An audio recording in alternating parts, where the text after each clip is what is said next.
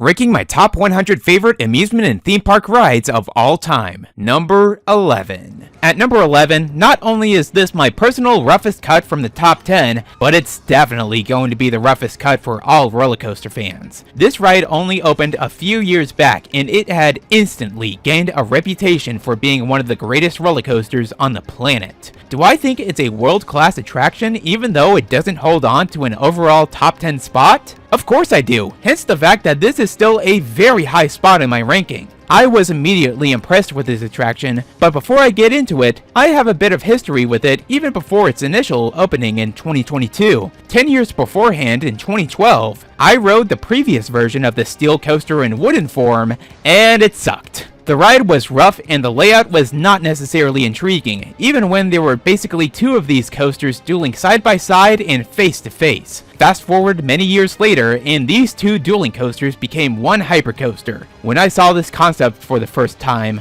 my jaw absolutely dropped. How could they make this ride possible without making it too crazy? They didn't. They caved in to make this ride as crazy as humanly possible. The ride starts by going over 200 feet in the air and down an awesome 91-degree drop. From there on out is a layout taken at an absolute breakneck pace. There, you experience abrupt ejector airtime moments, be placed sideways while launching directly out of your seat, perform some of the most absurd twisting on any coaster, and my personal favorite part of the ride, a downward zero-G roll that is especially insane when you sit on the right side of the train. The pacing and mix of elements is absolutely overwhelming, and even though I was expecting more of a kick out of these elements, I am ultimately satisfied with calling this one of my favorite creations from my favorite manufacturer. My number 11 amusement and theme park ride of all time is Iron Gwazi at Busch Gardens, Tampa Bay.